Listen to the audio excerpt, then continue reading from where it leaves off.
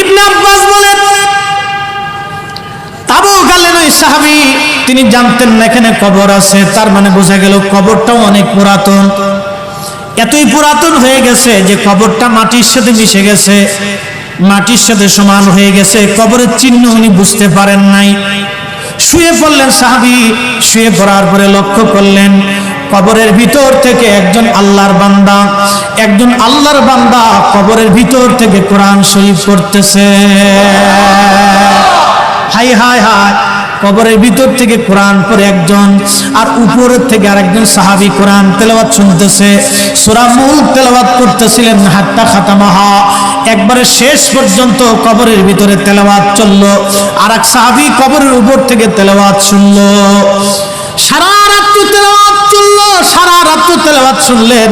ফজরের আজান পড়লো, আসসালাতু খায়রুম মিনান নাওম, ঘুম থেকে নামাজ ভালো, ঘুম থেকে নামাজ ভালো।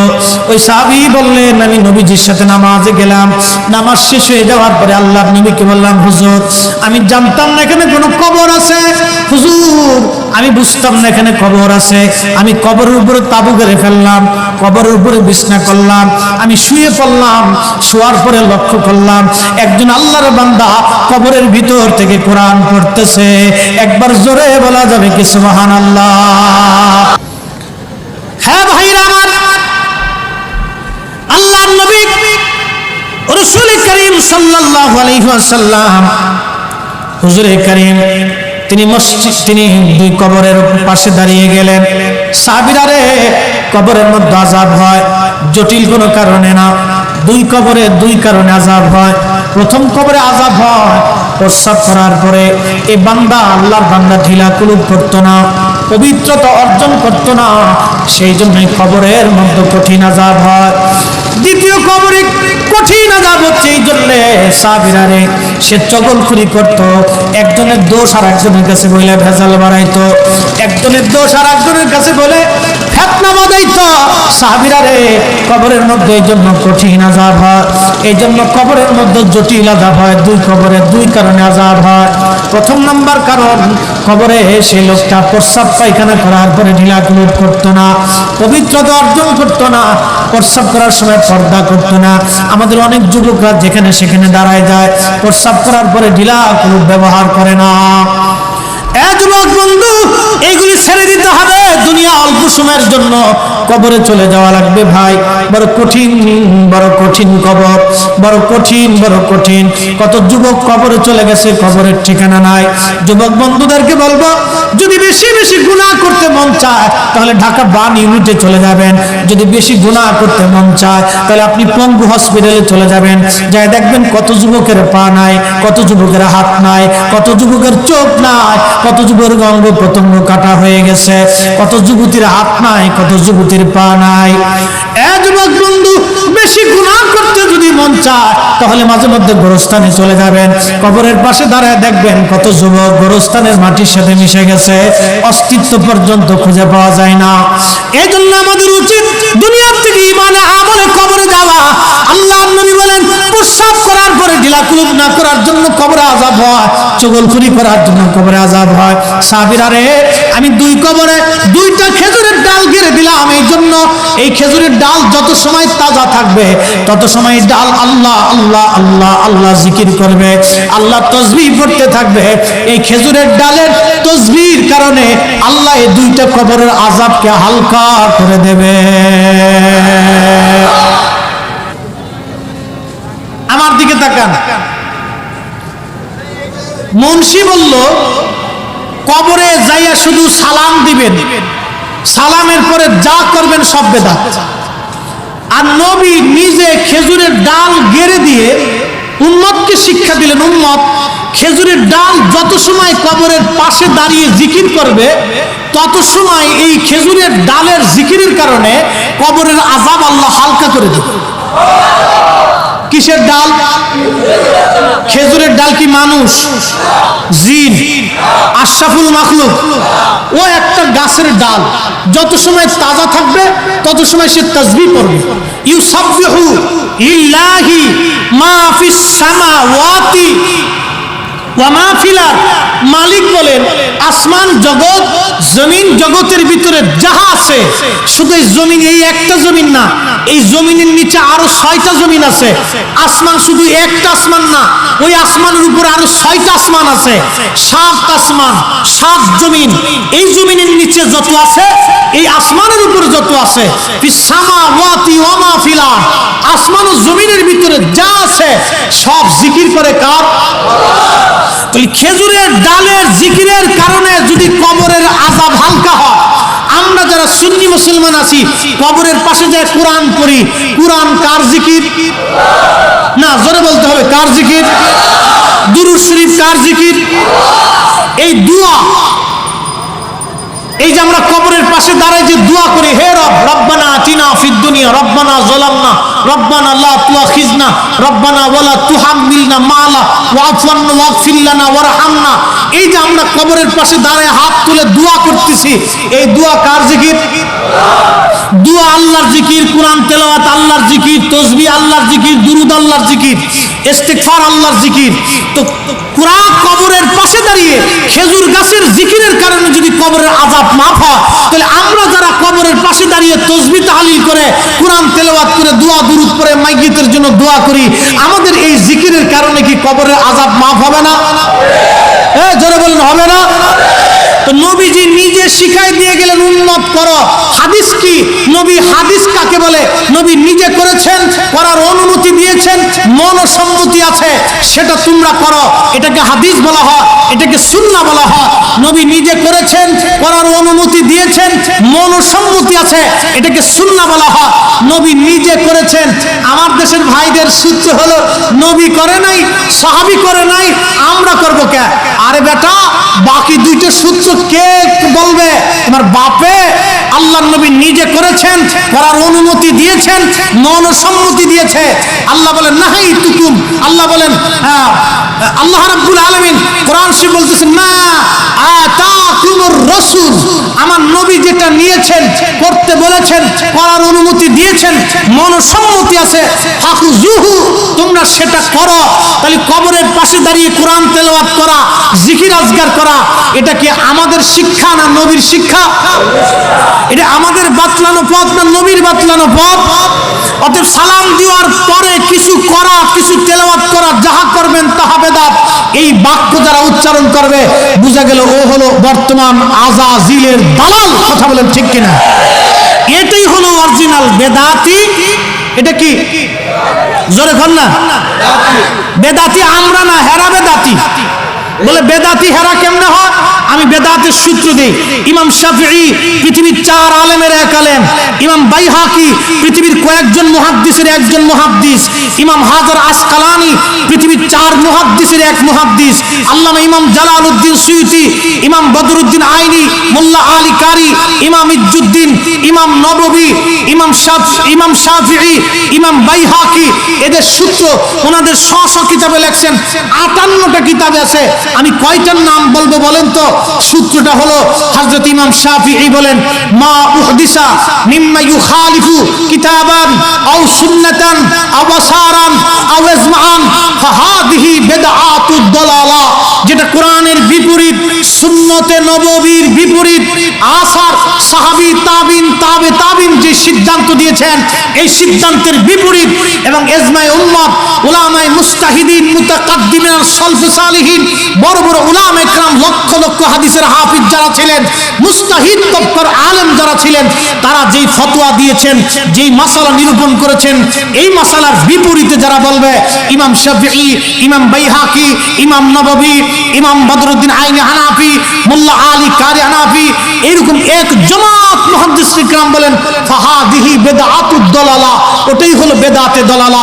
কবর জিয়ারত করা, প্রিয় নবীর সুন্নাত, কবরের পাশে দাঁড়িয়ে কিছু তেলাওয়াত করা, জিকির করা, আল্লাহর নবীর শিক্ষা, নববীর সুন্নাত, এই সুন্নাতকে যারা বেদাত বলবে, আমরা বেদাতি না, সূত্র মোতাবেক এরা বেদাতি। বুঝে কবরে যাবে। সূত্র মোতাবেক আমরা বেদাতি না, সূত্র মোতাবেক ওনারা বেদাতি। কারণ ওনারা নবীর সুন্নতের বিপরীত বক্তব্য প্রদান করার জন্য ওনারা বেদাতি হয়েছে। নবী শিক্ষা দিলেন একটা, উম্মত শিখাইলেন একটা, আর আরেকটা বেদাতের কথা বলে দিয়ে যাই। আল্লাহর নবীকে জিজ্ঞেস করা, হুজুর কোন সময়ের দোয়া কবুল হয়? নবী বলেন জাওফুল লাইলিল আখির, শেষ রজনী তাহাজ্জুদের সময় দোয়া কবুল হয়। আরেকটা শব্দ নবী বলেন দুবুরুস সালাতিল মাকতুবা, ফরজ নামাজের পরে দোয়া করলে কবুল হয়। নবী বললেন ফরজের পরে দোয়া করলে কবুল হয়, আর উম্মত এসে ফতোয়া দিল ফরজের পরে দোয়া করলে বেদাত হয়। আমার দিকে তাকান, সুন্নত বেদাত ভালো করে বুঝে যাবেন। নবী বললেন ফরজ নামাজের পরে দোয়া করলে কবুল হয়, আর উম্মত এসে ফতোয়া দিল ফরজের পরে দোয়া করলে বেদাত হয়। কি বুঝলেন আপনি? তাহলে উম্মতের ডিগ্রি নবীর চাইতে বাড়ছে মনে হয়, নাকি বলেন? হাই হাই হাই, যে নবীর বিরুদ্ধে এসে ফতোয়া দিল, বোঝা গেল হে আর উম্মতের জায়গা নাই, এটা শয়তানের দালাল হয়েছে। আস্তে গনকে জোরে বলে, আপনি ঠিক বললো ঠিক, না ঠিক বললো ঠিক। সুন্নত বেদাত বুঝে যাবেন। নবী বললেন ফরজ নামাজের পরে দোয়া করলে কবুল হয়, উম্মত এসে বলে দিল ফরজের পরে দোয়া করলে বেদাত হয়। কত বড় ডিগ্রিওয়ালা উম্মত। আবার আমার দেশের কিছু ফুলাফাইন আছে কলেজ ভার্সিটিতে পড়ে, আবার কিছু আছে নব্য সাইকের ওয়াজ শুনে খুব মানে একবারে মোটাপ দেখাইতেছে। এই সমস্ত যুবকরা বলে জানেন সে কত বড় শায়েখ, মদিনার থেকে পড়ছে, আজহার থেকে পড়ছে, তার মতো হতে হলে আপনাকে আরো 36 বছর সাধনা করতে হবে। এ বেটা, ফতোয়া কি আমার বাপে দিয়েছে? ফতোয়া তো রাহমাতুল লিল আলামিন দিয়েছে বেটা। নবীজির ফতোয়া উম্মত, ফতোয়ার নবীর সিদ্ধান্তের বিপরীত সিদ্ধান্ত উম্মত দিয়ে দিল। তুমি বলো তো তোমার শায়েখ কত বড় হলে নবীজির পেশাব মোবারকের সমান হয় বলে দিয়ে যাও তো। নবীর পেশাব মোবারকের সমান হয় তোমার শায়েখ কত বড় হলে বলো তো। একজন সাহাবীর জুতার ওজনের সমান হবে তোমার শায়েখ কত বড় হলে বলো তো। বুঝে কবরে যেতে হবে ভাই, কবর তো আজ অথবা কাল হয়েই যাবে, বুঝে যাওয়া লাগবে। মোহতারাম উপস্থিতি, আল্লাহ পাক আমাদেরকে সহি পথে কবুল করুন। আওয়াজ তুলে বলেন আমিন। যে পথে ওলিরা চলে গেছে, হানাফি, শাফিঈ, মালিকি, হাম্বলি, কাদেরিয়া, চিশতিয়া, উসমানিয়া, নিজামিয়া, সোহরাওয়ার্দিয়া, মুজাদ্দিদিয়া, নকশবন্দিয়া, সাবিরিয়া, সোহরাওয়ার্দিয়া, রেফাইয়া, যত ওলি আল্লাহরা যে পথে চলে গেছে সেই পথে চলে যাওয়ার নাম হলো আহলে সুন্নাত ওয়াল জামাত।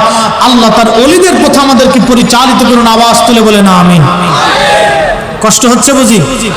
আমার এক ভাই তিনি একটা আবদার করেছেন, আসলে এই ওয়াজটা আপনারা অনেক শুনেছেন, হযরত বেলাল রাদিয়াল্লাহু আনহুর ওয়াজ।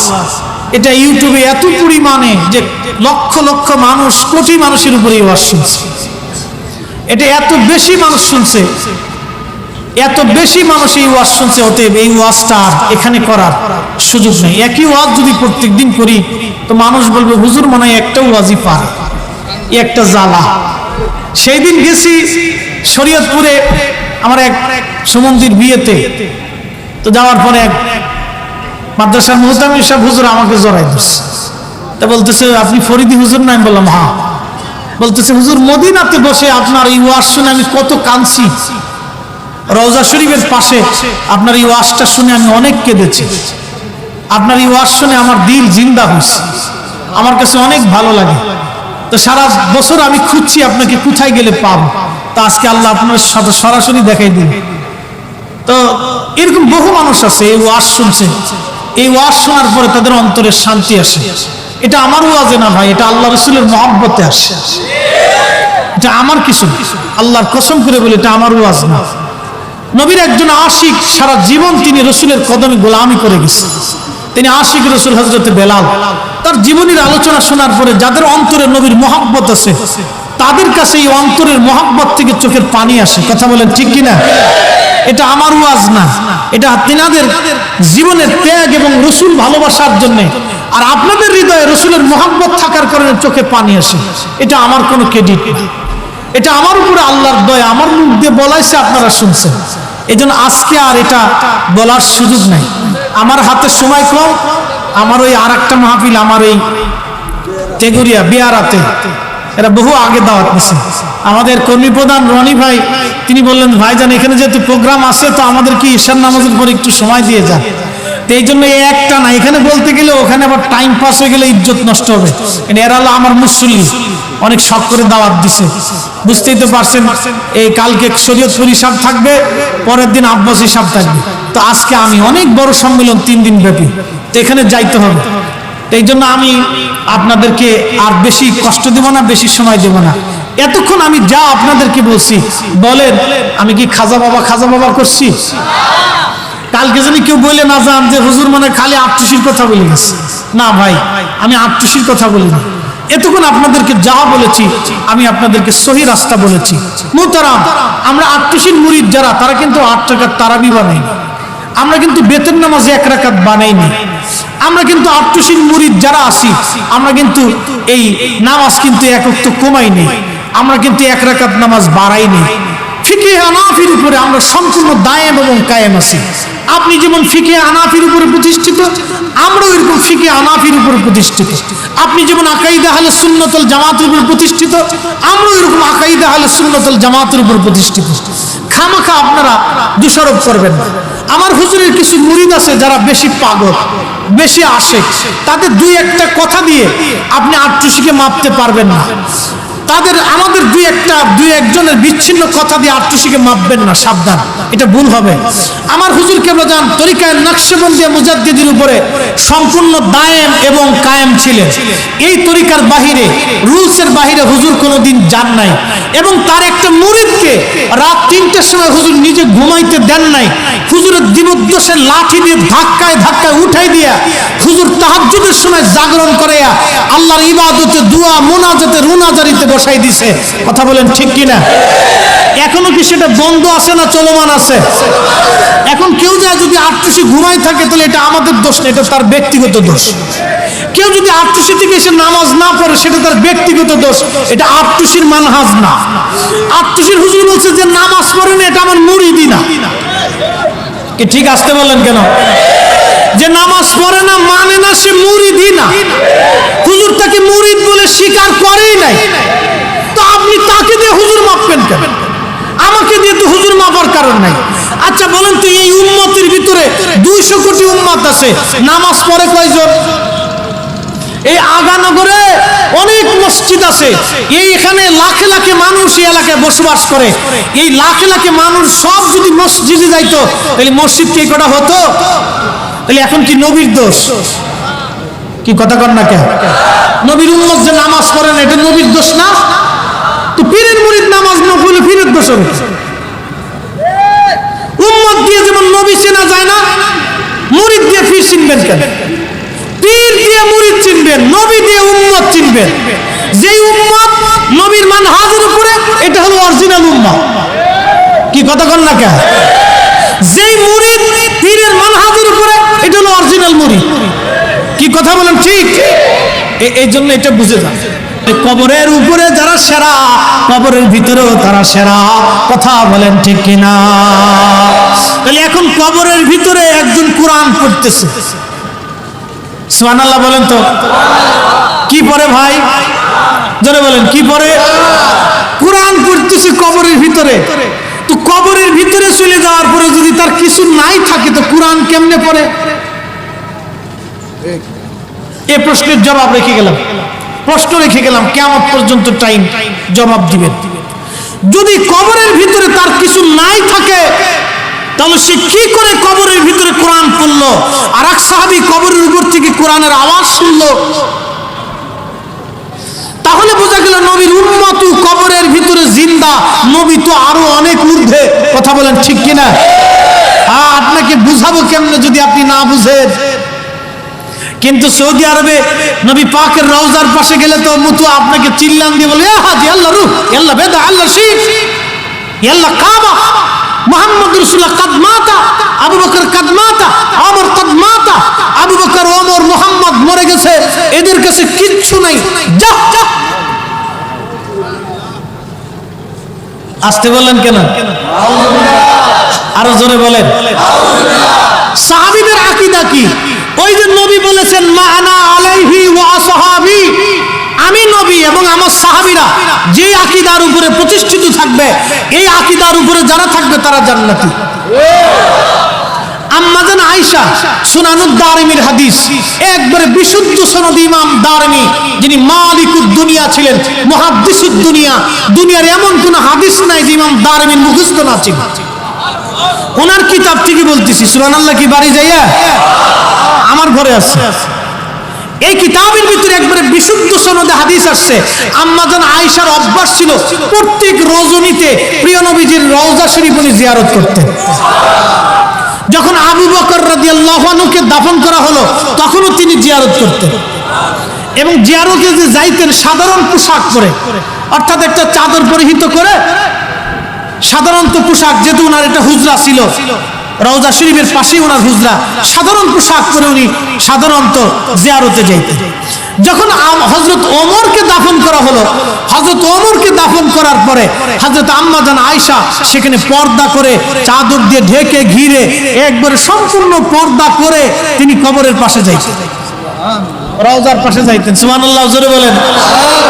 এখন সাহাবায়ে আজমাইন জিজ্ঞেস করলেন, ওগো মা জননী, আপনি এতদিন জিয়ারত করলেন, বিশেষ পর্দা করলেন না, সাধারণভাবেই গেলেন, খাস পর্দা না, সাধারণ পর্দায় গেলেন।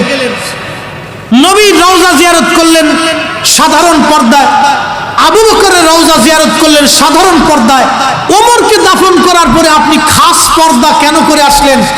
আল্লাহর নবীর বিবি আমাদের মা জননী বললেন, দেখো, আমি যার রওজাতে আসছি তিনি আমার স্বামী, পরে যাকে দাফন করা হলো তিনি আবু বকর আমার বাবা। স্বামীর কাছে বিবির পর্দা নাই, বাবার কাছে মেয়ের পর্দা নাই। ওমর তো বেগানা পুরুষ, আমি ওমরকে যখন দাফন করা হলো তখন আমি এইখানে পর্দা ছাড়া কেমনে আসি? আরো জোরে না, আপনারা সুবহানাল্লাহ কইছেন ঠিক আছে, কিন্তু বুঝেন নাই, বুঝাই দিচ্ছি ভেঙ্গে ভেঙ্গে। তার মানে আম্মা জান আয়েশার আকীদা হলো ওমর কবরের ভিতর থেকে আমাকে দেখে। ঠিক আসতে বললেন কেন? আপনি ঠিক বললেও ঠিক, না বললেও ঠিক। আপনি ঠিক বললেও ঠিক, না বললেও ঠিক, ঠিক মানলেও ঠিক, না মানলেও ঠিক। আম্মা জান আয়েশার আকীদা ওমর আমাকে দেখে। সুবহানাল্লাহ বলা যাবে? কবরের ভিতরে ওমর জিন্দা আছে না নাই? আবু বকর জিন্দা আছে না নাই? আমার নবী বুঝি মরে শেষ হয়ে গেছে? তাহলে আছে। মুতুয়াতে বলল মুহাম্মদ রাসূলুল্লাহ কাদ মাতা, অবশ্যই মুহাম্মদ মরে গেছে, মুহাম্মাদের কিছু নাই। তার মানে বোঝা গেল মুতুয়া বেঠিক, আমরা যারা সুন্নি আছি আমরা ঠিক। বুঝে কবরে যাবেন। মা'আনা আলাইহি ওয়া আসহাবি, আমি নবী এবং আমার সাহাবায়ে কেরাম যেই মতে, যেই পথে, এই মতে, এই পথে যারা থাকবে তারা জান্নাত। তাহলে বলেন, সাহাবী কবরের ভিতরে কবর তেলাওয়াত, কবরের ভিতরে কোরআন তেলাওয়াত করে, আর এক সাহাবী কবরের উপর থেকে তেলাওয়াত শুনে, তাহলে বোঝা গেল সাহাবী কবরের ভিতরে আছে। কথা বলেন ঠিক কিনা? আপনি যার কবরের পাশে যে দাঁড়ান সে কবরে আছে, এই জন্য আপনি তাকে সালাম দেন। যদি না থাকতো তো সালামের অর্থ কি? যে সালামের জবাব দিতে পারবে না, সালাম শুনবে না, তাকে সালাম দেওয়া তো একটা বেহুদা কাজ। আর আল্লাহর নবী তো এই বেহুদা আমল উম্মতকে শিখায়নি। তাতে মায়ের কবরের পাশে যখন যায় দাঁড়ায় সালাম দেন, তখন মা আপনাকে দেখে। বাবার কবরের পাশে যায় যখন দাঁড়ায় সালাম দেন, তো বাবা আপনাকে দেখে। আপনি দেখেন না, কিন্তু বাবাটা দেখে। গোরস্থানে যা সালাম দিয়েছেন আপনি দেখেন নাই, কিন্তু গোরস্থানবাসীরা আপনাকে দেখে যে আব্দুল করিম আমাদের জিয়ারতে আসছে। জিয়ারত মানে কি জানেন? সাক্ষাৎ। জিয়ারত মানে কি? দুনিয়ার জড় জগতের মানুষ রুহানি জগতের মানুষের সাক্ষাতে গেছে। আবার বলি, দুনিয়ার জড় জগতের মানুষ রুহানি জগতের মানুষের সাক্ষাতে গেছে। আপনি যখন কবরের পাশে গেলেন তখন এটা সাক্ষাৎ। নবী বলতেন, নাহাইতুকুম আন জিয়ারাতিল কুবুর, তোমাদেরকে কবর জিয়ারত নিষেধ করতাম, ফাজুরুহা, তোমরা কবর জিয়ারত করো। এখন তো কবর জিয়ারত মুসলমান ভুলেই গেছে। কয়টা মায়ের সন্তান বাবার কবরের পাশে যায় বলেন তো? কয়টা মায়ের সন্তান মায়ের কবরের পাশে যায় বলেন তো? এগুলো তো ভুলে গেছে। খালি বেদাতের ফতোয়া, যেদিকে তাকাবেন খালি বেদাত, নতুন আবিষ্কার। আর এক মোল্লা তো বলে ফেলছে, কবরের পাশে যায় সালাম ব্যতীত যা করবেন সব বেদাত। কি বুঝলেন আপনি? শয়তানি কত কোয়ালিটির। আজাজিল এদেরকে দেখে হাসি আর সর্বনাশ, তুই যদি টুপি মাথায় দেওয়া শয়তান, তা আমার চেয়ে বড় শয়তান, তা আমার দুনিয়াতে তো কোনো কাজ নাই। যতদিন তুমি আছো ততদিন আমার আর কোনো কাজ নাই। বোঝা গেল শয়তান দেশে বহু আছে, মানব শয়তানের অভাব নাই। কথা বলেন ঠিক কিনা? কবরের পাশে যায় কি সালাম হবে না আরো কিছু হবে? কি হবে? কোরআন তেলাওয়াত হবে, দোয়া হবে, দুরুদ হবে, ফাতিহা হবে। কথা বলেন ঠিক কিনা? এই আমল আমাদেরকে আমরা শিখাই নেই, রাসূল কারীম শিক্ষা দিয়ে গেছে। কিভাবে শিক্ষা দিবেন হাদিসটা বলে দোয়া নিব। একসাথে সবাই জোরে বলি তো আল্লাহু আকবার। তাহলে আমরা যারা তরিকতপন্থী সুন্নি, হকে আসি না বেহকে আসি? জোরে বলেন, হকে না বেহকে? হকে হকে হকে হকে। যে বুঝে না, আপনি না বুঝলেও ঠিক, বুঝলেও ঠিক। আল্লাহর নবী হুজুরে কারীম দুটি কবরের পাশ দিয়ে নবীজি যাচ্ছিলেন। সহিহ বুখারীর মধ্যে আসছে নবী কবরের পাশ দিয়ে যান। এমন সময় আল্লাহর নবী দাঁড়ায় গেলেন। দাঁড়িয়ে যাওয়ার পরে সাহাবায়ে কেরামকে বললেন, সাহাবীরা তোমরা ওই খেজুর গাছের ডাল, একটা ডাল কেটে নিয়ে আসো। সাহাবীরা খেজুর গাছের ডাল কেটে নিয়ে আসলেন। ডাল কেটে আনার পর আল্লাহর নবী ডালটাকে দুইটা টুকরা করলেন। একটা টুকরা এক খেজুর গাছে এক কবরে গেড়ে দিলেন, আর একটা টুকরা আর একটা কবরে গেড়ে দিলেন। সাহাবা আজমাইন বললেন, ইয়া নবী আল্লাহ, আমরা বিষয়টা বুঝলাম না, আপনি দুইটা খেজুরের ডাল দুই জায়গা গেড়ে দিলেন, দুই কবরে, কারণ কি? আল্লাহর নবী বললেন, সাহাবীরা রে, এই কবরের মধ্যে কঠিন আযাব হয়, আমি নবী আযাব দেখতেছি। একবার জোরে বলা যাবে কি সুবহানাল্লাহ? প্রশ্ন রাখবেন মুফতি, কবরের আযাব হয়, আপনি সুবহানাল্লাহ কেন পড়াইলেন? এখানে তো নাউজুবিল্লাহ আসবে, আপনি সুবহানাল্লাহ কেন পড়াইলেন? কারণ এজন্যই সুবহানাল্লাহ পড়াইলাম, নবী আমার দুনিয়ায় আযাব হয় কবরে। যে নবী দুনিয়ার জগৎ থেকে কবরের হালত দেখতে পায়, ওই নবী মদিনার থেকে আজকের মাহফিল দেখার ক্ষমতা আছে।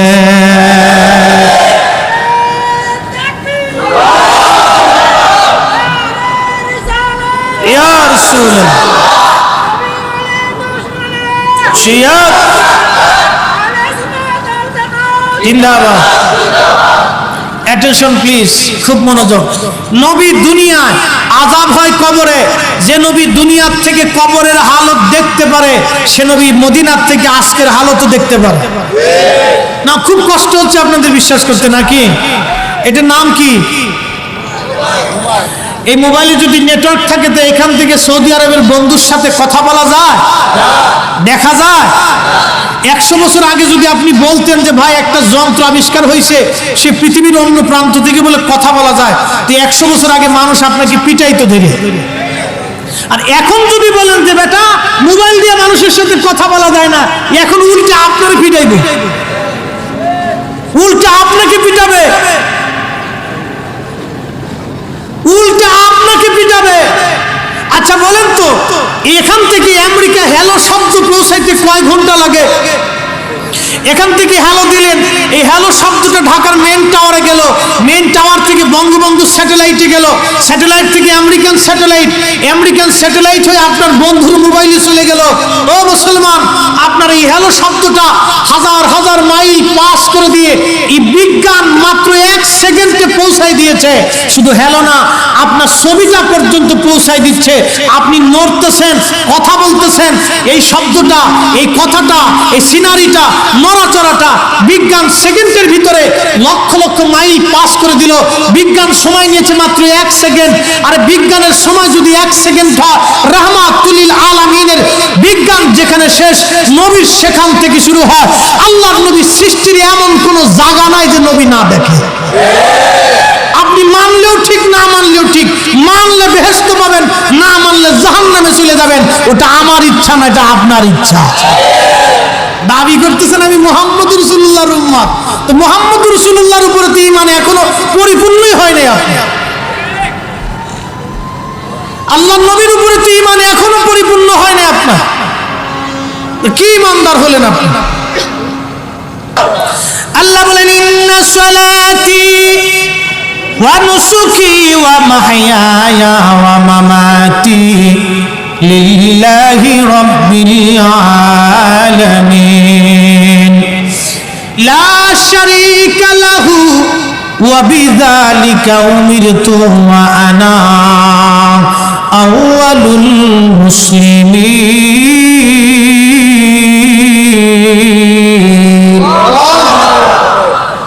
আল্লাহ বলেন ইন্না সালাতি, নিশ্চয়ই নামাজ আমি আল্লাহর জন্য।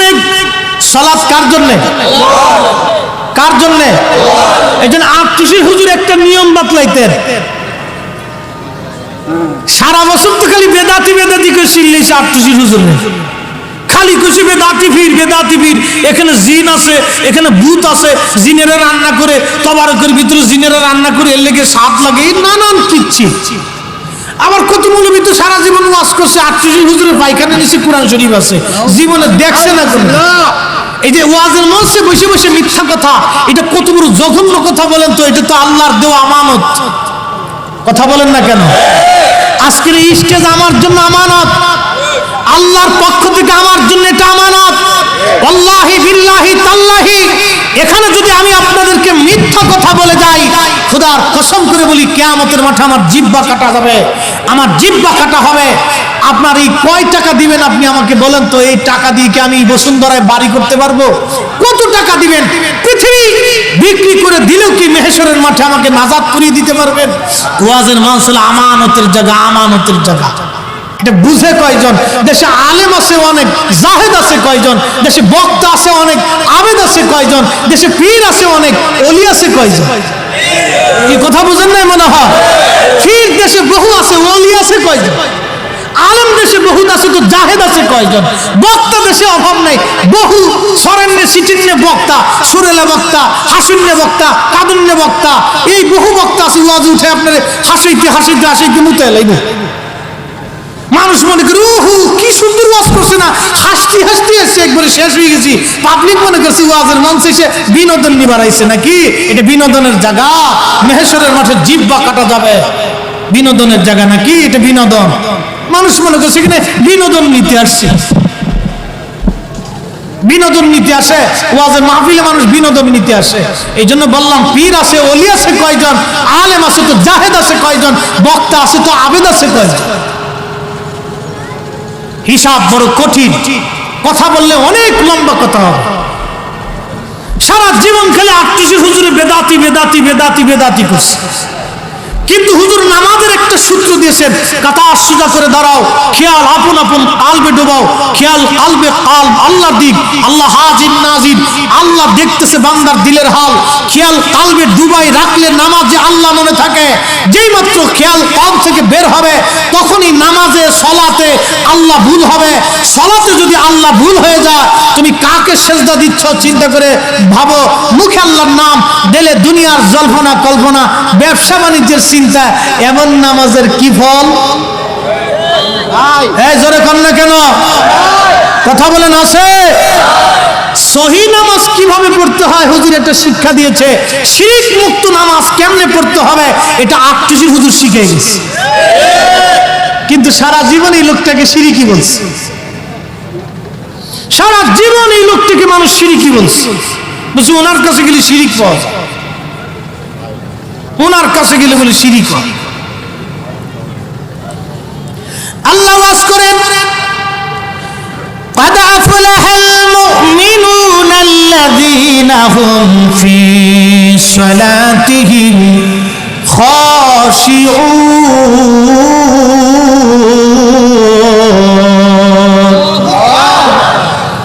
আপনাদের বুঝতে কি কোনো অসুবিধা? আসলে জায়গাটা তো একটা সেনসিটিভ জায়গা। পাশে হলো ঘাট, এই এখানকার একটা শব্দ, পাশে বিরাট বড় মার্কেট, মানুষের শব্দ, এই শব্দ ক্রিয়ার এক ধরনের অসুবিধা ফিল হয়। বক্তাদেরও অসুবিধা হয়, শ্রোতাদেরও অসুবিধা হয়। এখন করার তো আর কিছুই নেই, বিকল্প তো কোনো ব্যবস্থা নেই। ততই এই কষ্ট সহ্য করে আমাদের ওয়াজ করতে হবে এবং শুনতে হবে। আল্লাহ ধৈর্য ধরার তৌফিক দিক বলে না আমি। আপনাদের কি আদতেই কোনো শুনতে অসুবিধা হয়? আমি কি কোরআন সুন্নাহর বাহিরে গেছি? যাওয়ার সুযোগ আছে? আমার কিন্তু জবানের হিসাব দিতে হবে। আমি ভয়টা পাই, কারণ কবরে চলে যাওয়া লাগবে। বহু বক্তা কবরে মাটির সাথে মিশে গেছে, যাদের ওয়াজ শোনার জন্য লাখে লাখে লাখে লাখে মানুষ এসে বসে থাকতো, তারা কবরে চলে গেছে, তাদের কবরের পাশে এখন মানুষ যায় না। এটা আমি ভয় পাই। তাদের কবরের পাশে মানুষ যায় না, তাদের কথা মানুষের স্মরণে নাই, ভুলে গেছে। বহু বক্তা আছে, বহু বক্তা আছে কবরের মাটির সাথে মিশে গেছে, বহু বক্তা আছে কবরের চিহ্ন হারিয়ে গেছে। হ্যাঁ, এটাকে আমি ভয় পাই, অনেক বড় ভয় পাই। জীবনে কোনোদিন মিথ্যা কথা বলে ওয়াজ করি নেই, জীবনে কোনোদিন কোনো পীরের অতিরিক্ত প্রশংসা করি নেই। আমার পীরের প্রশংসা আমি কোনোদিন অতিরিক্ত করি নেই, এটা আমার নীতির বাহিরে। আমার পীরও পছন্দ করতেন না। হুজুর সম্পর্কে কেউ যদি বেশি অতিরিক্ত করত, হুজুর কেবলা তাকে ধমক দিয়ে বসাই দিতেন।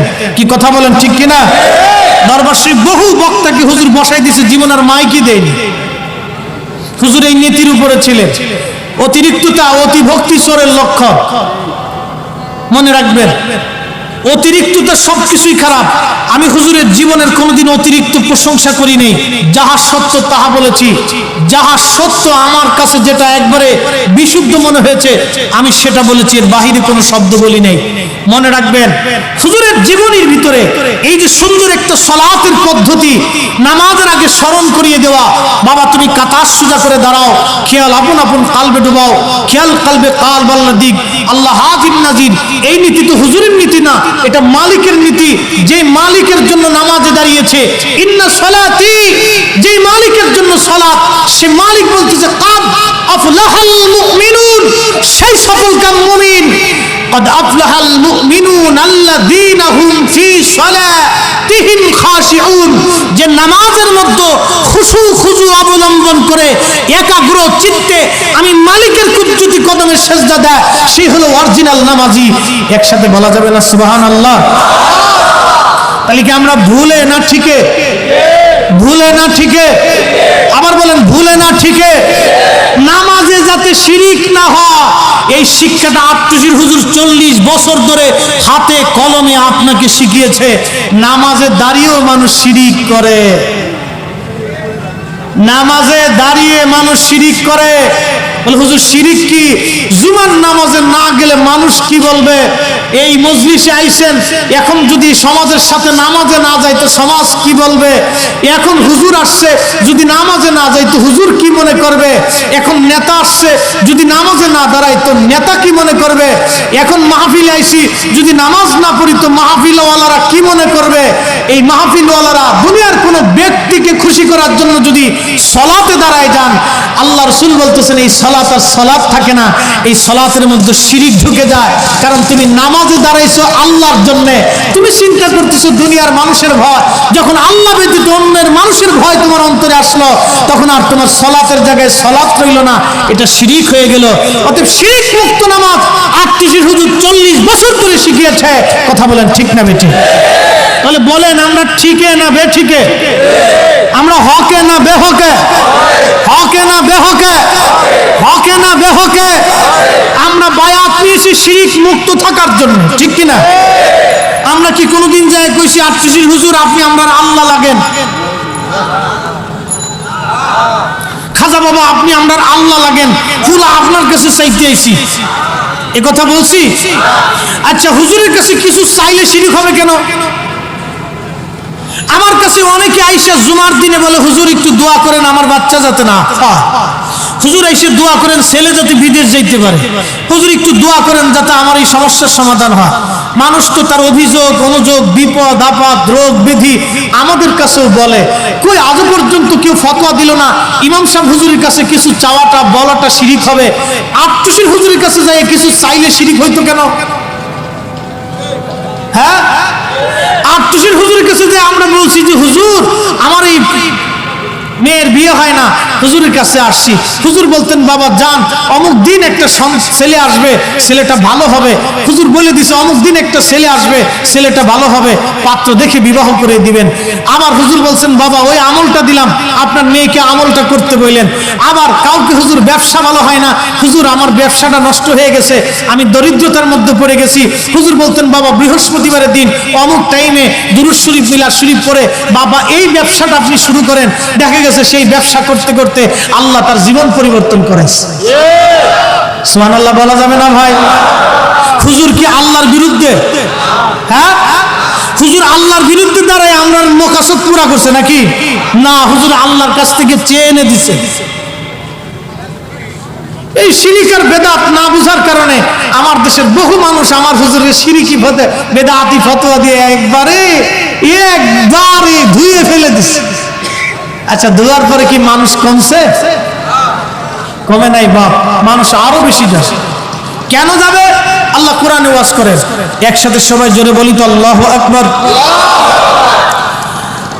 আল্লাহু আকবার ওয়ালিল্লাহিল হামদু বিসমিল্লাহির রাহমানির রাহিম।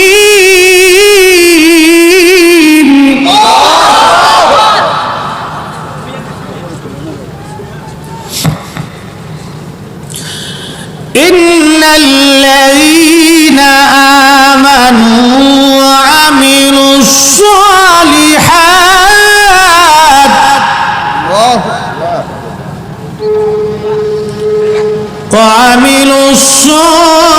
সালিহাত উলাইকা হুম খায়রুল বারিয়া।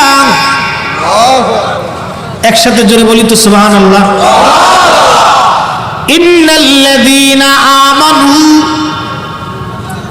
যারা ঈমান আনছে, ওয়া আমিলুস সালিহাত, নেক আমল করেছে, উলাইকা হুম খায়রুল বারিয়া, সৃষ্টির মধ্যে তারা সেরা, সৃষ্টির মধ্যে তারা সেরা, সৃষ্টির মধ্যে তারা সেরা, জগতের মধ্যে তারা সেরা, জমিনের উপরেও সেরা, জমিনের নিচেও সেরা, জমিনের উপরেও সেরা, জমিনের নিচেও সেরা।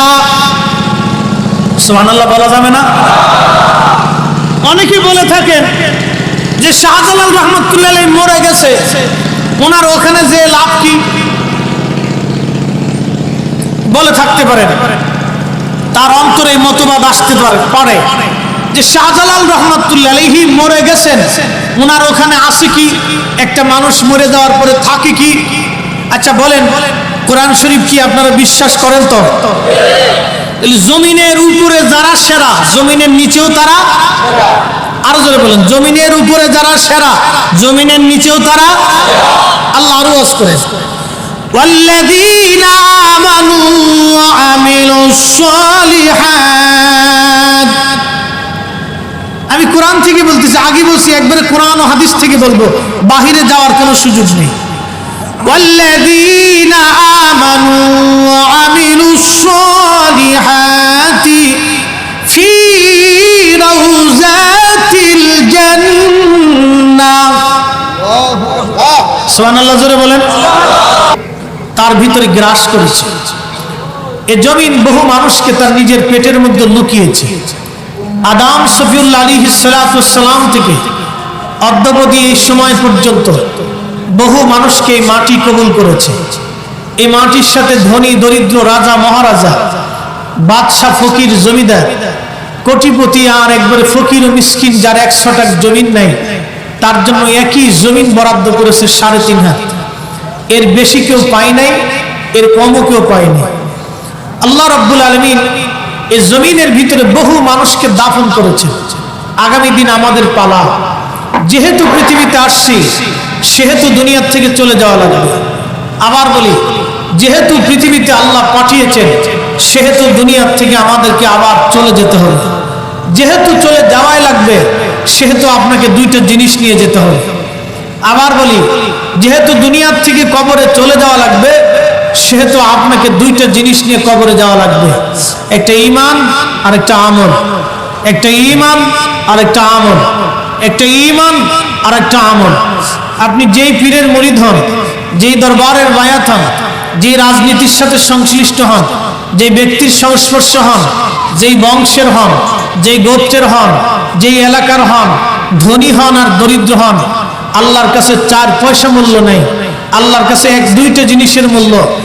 একটা হলো ঈমান আর একটা হলো আমল। এই দুইটা জিনিস নিয়ে যদি কবরে আমরা যেতে পারি তাহলে আমাদের জীবন সাকসেস হবে। পৃথিবীতে অনেক দাঈল আল্লাহ এসেছিলেন, মানুষকে আল্লাহর দিকে ডেকেছেন।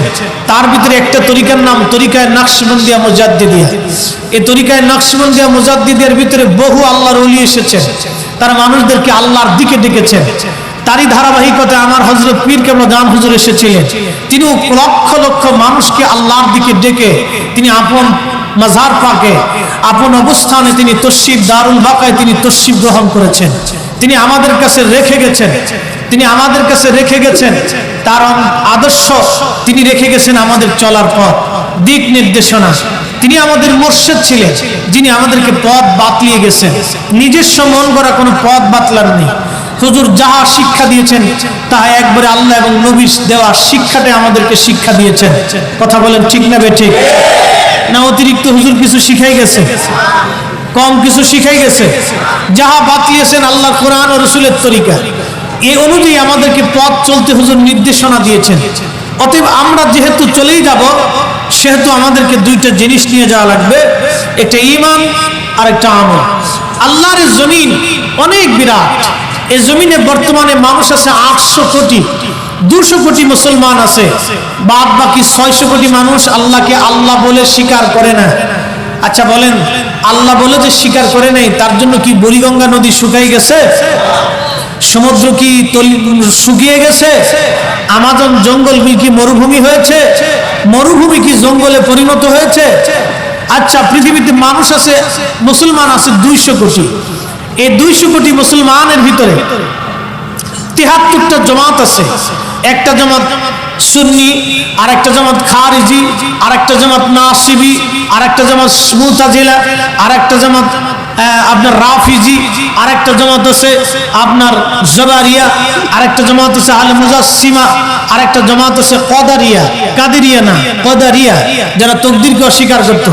এরকম 73 ফেরকার ভিতরে 72টা ফেরকা আছে। নবী বলেন ইল্লা মিল্লাত ওয়াহিদ, একটা দল শুধু জান্নাতে যাবে, বাদ বাকি সব জাহান্নামে। সাহাবায়ে کرام বলেন মান হিয়া ইয়া রাসূলুল্লাহ, ওই জান্নাতি দল কারা?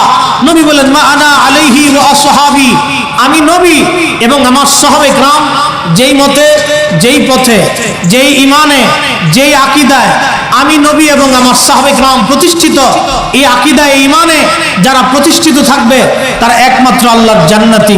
জোরে বলা যাবে সুবহানাল্লাহ? আর একটু জোরে, আরো জোরে। এই জান্নাতি দল কারা? আজ থেকে 1450 বছর আগে প্রিয় নবীর সবচেয়ে বড় মুফাসসির, রাইসুল মুফাসসিরিন হযরত আব্দুল্লাহ ইবনে আব্বাস, তিনি ফরমান ওহু আহলুস সুন্নতি ওয়াল জামাত। সেই জামাতের নাম আহলুস সুন্নাত ওয়াল জামাত। আহলুস সুন্নাত ওয়াল জামাত তারা সুন্নি মুসলমান, আহলুস সুন্নাত ওয়াল জামাত তারা সুন্নি মুসলমান। 1450 বছর আগে প্রিয় নবী সাহাবী বলেন আহলুস সুন্নাত ওয়াল জামাত, আল্লাহর নবী নিজে বলেন আহলুস সুন্নাত ওয়াল জামাত। স্বয়ং রাব্বি করিম কোরআন শরীফে তিনি বলেন ইয়াউমা তাবিয়াদু উজু, মেশরের মাঠে একদল মানুষের চেহারা থাকবে উজ্জ্বল, দেখলে বোঝা যাবে তারা জান্নাতি। ইবনে আব্বাস বলেন ওহু আহলুস সুন্নাত ওয়াল জামাত, তারা হলো আহলুস সুন্নাত ওয়াল জামাত, তারা সুন্নি মুসলমান। আপনাদের দিকে প্রশ্ন করি, আপনারা অনেকে বলবেন হুজুর সবাই তো নিজেকে আহলুস সুন্নাত ওয়াল জামাতের দাবি করে, কিন্তু আহলুস সুন্নাত ওয়াল জামাত চিনব কি করে? আপনাদেরকে এর একটা নিদর্শন বলে দিয়ে যাই, আহলুস সুন্নাত ওয়াল জামাত ছাড়া পৃথিবীতে কোনো ওলির জন্ম হয় নাই। আবার বলি, আহলুস সুন্নাত ওয়াল জামাত ছাড়া পৃথিবীতে কোনো ওলির জন্ম হয় নাই।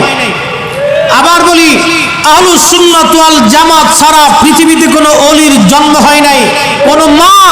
কোনো মা ওলির সন্তান ওলি জন্ম দিতে পারে নাই।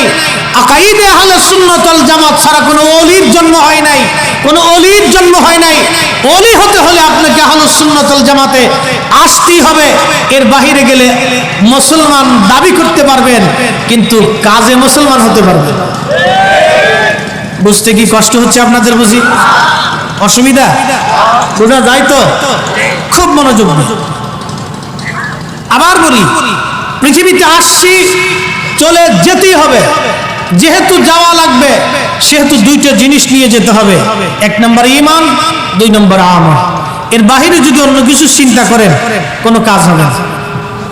দুইটা জিনিস আপনাকে কবরে নিতেই হবে, ঈমান ও আমল। আল্লাহ কোরআনে ওয়াজ করেছে ওয়াল আসরি ইন্নাল ইনসানা লাফি খুসরিন ইল্লাল্লাযীনা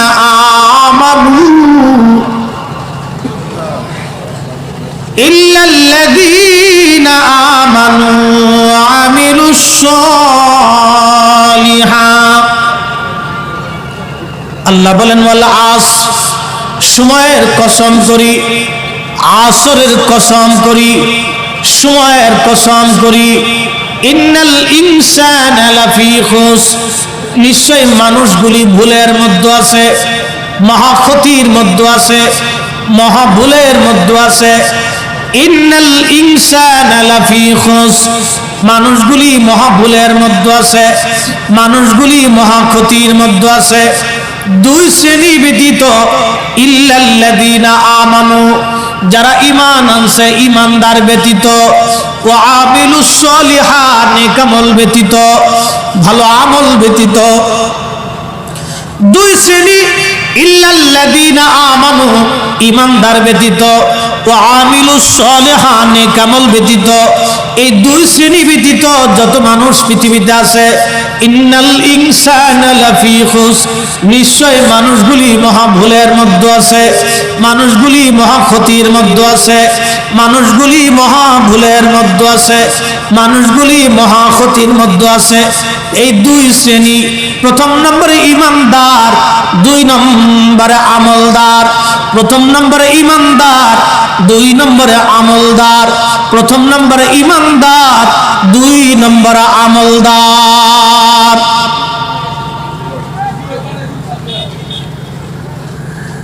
হ্যাঁ মুসলমান, মাইকের আওয়াজ বহু দূরে যায়। আমি জানি মাহফিলে অনেকে না বসলেও দোকানে, রাস্তাঘাটে, আশেপাশে বহু দূর থেকে আপনারা আমার কথাগুলি শোনেন। কোরআন শরীফ থেকে বলে যাব, আজ শুধু কোরআন ও হাদিস থেকে বলে যাব। আমরা যারা বিশ্ব জাকের মঞ্জিলের হুজুর কেবলার মুরিদ আছি, আমরা কি নামাজ 6 ওয়াক্ত পড়ি? হ্যাঁ, কয় ওয়াক্ত? আমাদের তারাবি কয় রাকাত? না 12 রাকাত বানাইছি, না 8 রাকাত বানাইছি? 8 রাকাত যারা বানাইলো ওরা 12 রাকাত চুরি করলো। আসতে বললেন কেন? জোরে বলেন। যারা তারাবিরে 8 রাকাত বানাইলো, 12 রাকাত চুরি হয়ে গেল। এই আগানগরের বহু মসজিদের থেকে মানুষ জুতা চুরি করে নিয়ে যায়, গুলিস্তানের সুরাই মার্কেটে নিয়ে জুতা বেচে দেয়। এই জুতা চোর হলো শেষরা চোর, গরিবত্বের কারণে জুতা চুরি করছে। কিন্তু জুতা চোরের চাইতে ভয়াবহ চোর হলো নামাজ চোর। কথা বলেন ঠিক কিনা? কি চোর? জোরে বলেন, আরো জোরে, আরো জোরে। 8 নামাজ চুরি হয়েছে। হ্যাঁ, তা আপনার বেদাতি কয়, এই পাগল বুঝাবেন কেমনে? বুঝে যাবে নামাজ চুরি হয়ে গেল 8 রাকাত, 12 রাকাত নামাজ চুরি। প্রত্যেক মাহে রমজানের প্রত্যেক রজনীতে 12 রাকাত করে যদি চুরি হয়, তো 30 রজনীতে 360 রাকাত নামাজ চুরি হলো। কিয়ামত পর্যন্ত যদি সেজদায় পড়ে রব্বে কারীমের দরবারে বলেন, আল্লাহ তুমি আমাকে মাহে রমজানের একটা রোজা, একটা তারাবি, একটা রজনী তুমি আমাকে ফেরত দিয়ে দাও। আল্লাহ বলেন, ওয়ালা ইউআখিরুল্লাহু নাফসান ইযা জাআ আজালুহা। হে বান্দা, জীবন থেকে টাইম পাস হলে আর ফিরে পাবে না, হায়াত শেষ হলে থাকতে পারবে না, পৃথিবী থেকে চলে আসলে ফেরত যেতে পারবে না। আল্লাহর ফায়সালা কখনো পরিবর্তন হবে? পরিবর্তন। বুঝে যাবেন নামাজ চুরি হলো কোথায়, দোষ পড়লো কার? সারা জীবন আমরা ফিকহে হানাফির উপরে প্রতিষ্ঠিত হয়েছে। ফিকহে হানাফি, আমাদের ইমামুল আজম আবু হানিফা রাহমাতুল্লাহি আলাইহি, তার উস্তাদের নাম ইমাম ইব্রাহিম নখঈ রাহিমাহুল্লাহ। ইমাম ইব্রাহিম নখঈর উস্তাদের নাম হযরত আব্দুল্লাহ ইবনে মাসউদ রাদিয়াল্লাহু আনহু। তিনি সেই মুফতি। আমরা তো নামের আগে মুফতি লাগাই, আব্দুল্লাহ ইবনে মাসউদ মুফতি, আমরাও মুফতি। আব্দুল্লাহ ইবনে মাসউদ হলেন সেই মুফতি, নবীর পরে আসমানের নিচে জমিনের উপরে এই উম্মতের মধ্যে এত বড় মুফতি কোন মা জন্ম দেবে না। তিনি হযরত আব্দুল্লাহ ইবনে মাসউদ এই উম্মতের সর্বশ্রেষ্ঠ মুফতি ছিলেন। নবীর পরে সবচেয়ে বড় দামি ফতোয়া উনি দিয়েছেন। উনি কোন মাসালার ফতোয়া দিলে কোন সাহাবী সেই মাসালায় নাক গলাইতেন না, সাহাবীরা পর্যন্ত নাক গলাইতেন না, খুলাফায়ে রাশিদিন নাক গলাইতেন না। তার উস্তাদ রাহমাতুল লিল আলামিন, আল্লাহর নবীর উস্তাদ স্বয়ং আল্লাহ, আল্লাহর ছাত্র নবী, নবীর ছাত্র ইবনে মাসউদ, ইবনে মাসউদের ছাত্র ইব্রাহিম নখী, ইব্রাহিম নখীর ছাত্র আমাদের মাযহাবের ইমাম ইমামুল আজম আবু হানিফা রাহমাতুল্লাহি আলাইহি। সারা জীবন এরা তারাবির নামাজ পড়েছে 20 রাকাত। আমার দেশে আজকে এসে তারাবি হয়ে গেল 8 রাকাত, 12 রাকাতই চুরি হয়ে গেল। তাহলে বোঝা গেল আমরা বেদাতি না, যারা নামাজ চুরি করেছে ওরা হলো অরিজিনাল বেদাতি। জানি অনেকের বুঝতে বিরাট কষ্ট হবে, অনেকেই তো রেগে ফেটাম হয়ে যাবেন যে হুজুর আইসি আমরা আজকেলা বাস শুরু করে দিছে, জুতা চুরি করলেন, সর্রে ফাইলে ধরে পিটাইলেন, তো নামাজ যে চুরি করে ফেললো আপনি তাকে কিছু দিচ্ছেন না, তো চুমা মারতেছেন আর সমর্থন দিচ্ছেন নাকি? জুতা চোরকে যে সমর্থন দেয় হেও জুতা চোর, ঘুষখোরকে যে সমর্থন করে হেও ঘুষখোর, সুদখোরকে যে সমর্থন করে সেও সুদখোর। আরে পতিতার নারীকে কেউ যদি সমর্থন করে তাহলে ও পতিতার দালাল, নামাজ চোরকে যে সমর্থন করে নামাজ চোরের দালাল। হক কথা জানি তিতা লাগবে, তিতা লাগাটাই স্বাভাবিক। বুঝে কবরে যাবেন, আজ অথবা কাল কবর কিন্তু নির্বাচিত হবে। 3.5 হাত, বেশি বরাদ্দ নেই, আপনার হাতের সমান 3.5 হাত যাবে, বেশি বরাদ্দ নসিব হবে না। এই পরিমাণে জমি আপনার জন্য বরাদ্দ হবে। আগামীকাল প্রশ্ন, কবরে 3টা প্রশ্নের জন্য রেডি থাকবেন, প্রস্তুত থাকবেন। দিতে পারবেন কিনা ফিকির করে যেতে হবে, চিন্তা করে যেতে হবে। প্রশ্নের জবাব আপনি দিতে পারবেন কিনা ভালো করে বুঝে সুঝে তারপরে কবরে যেতে হবে। প্রিয় মুসলমান, আপনি যেই পীরের মুরিদ হন, যে রাজনীতি করেন, যে বংশের ছেলে হন, যত বড় ব্যক্তিত্ব হন, আপনি সেনা প্রধান হন, পুলিশ প্রধান হন, রাষ্ট্রপতি হন আর প্রেসিডেন্ট আর প্রধানমন্ত্রী, ধর্মমন্ত্রী আর অর্থমন্ত্রী, যে মন্ত্রী আপনি হন না কেন, কোটিপতি আর ফকির আর মিসকিন আর ভিক্ষুক, আপনার জন্য কবরে 3টা প্রশ্নই হবে।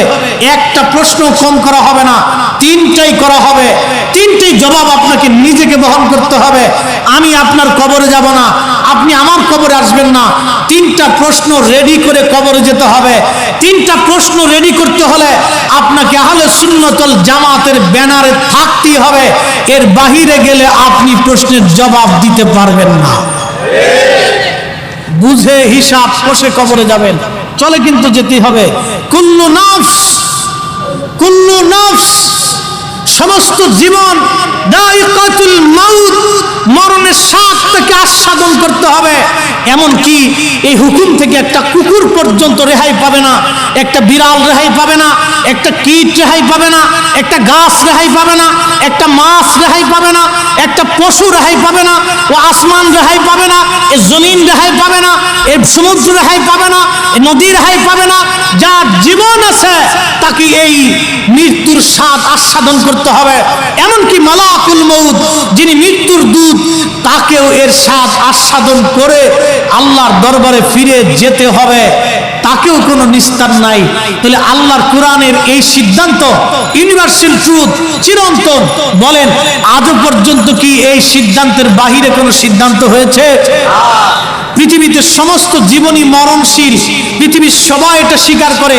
সব ধর্মের, সব বর্ণের, সব গোত্রের, পৃথিবীর সব দেশের মানুষ জানে আমাকে একদিন পৃথিবী থেকে চলে যেতে হবে, এখানে থাকার কোনো সুযোগ নাই, সবাই বিশ্বাস করে। তাহলে বলেন আল্লাহর কালাম অনুযায়ী আমরা মুসলমান হকের উপরে আছি, কথা বলেন ঠিক না বেঠিক? আমরা এই সঠিক সিদ্ধান্তের উপরে আছি। কুল্লু নাফস, সমস্ত জীবনের মৃত্যুর স্বাদ আস্বাদন করতে হবে। পৃথিবীর মধ্যে যা কিছু আছে সব কিছুকে মৃত্যুর স্বাদ আস্বাদন করতে হবে।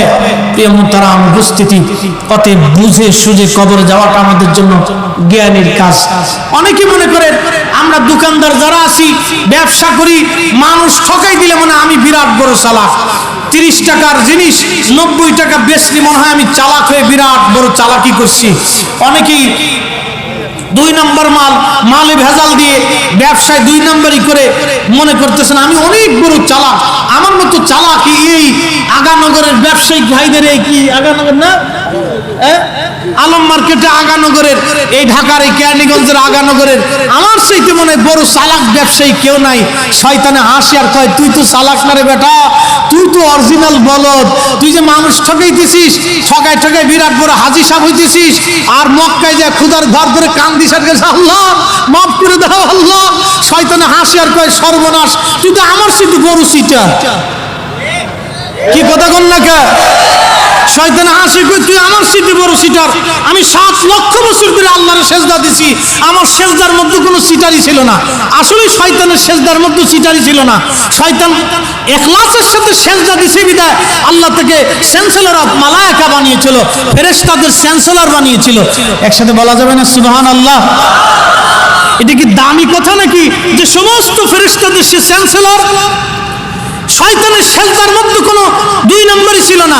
আমরা অনেক হাজি সাহেব সেজদা দিয়ে চিন্তা করে ব্যবসা কারে বাস দেওয়া যাবে, আবার মানুষ ঠকাই দিয়ে হজে দেয়া মক্কা মদিনা জিয়ারত করে আর খালি আল্লাহ ব্যবসাটা আর একটু ভালো বেশি হয়। এ বিরাট বড় হাজি সাহেব যতই তসবিহ গুনেন মানুষের হক মেরে দিয়ে হাজি হলে এ হাজি হতে পারবেন, কিন্তু অরিজিনাল মানুষ হতে পারবেন না। কথা বলেন ঠিক কিনা?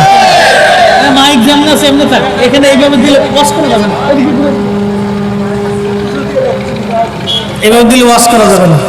একটু দুরূদ শরীফ বলি, আল্লাহুম্মা সাল্লি আলা।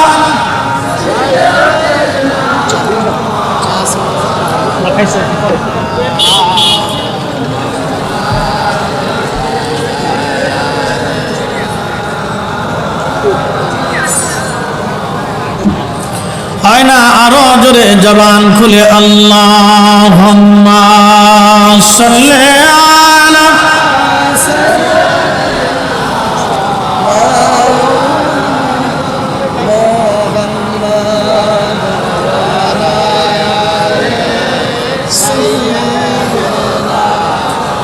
মাওলানা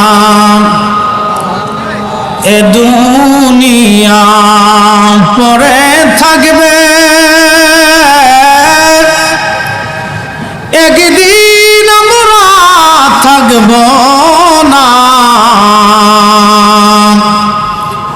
সবাই আমাদের ভুলে যাবে, রাসূল আপনি ভুলেন না।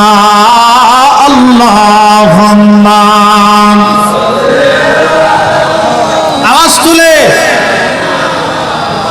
মাওলানা মুহাম্মদ আলা আলি সাইয়্যিদানা। আপনারা বলেন এই দুরূদ শরীফ পড়তে কি খারাপ লাগে? অনেকে বলে এই দুরূদ তো কোনো হাদিসে নাই, কোনো সাহাবী পড়ে নাই, আমরা পড়ব কে?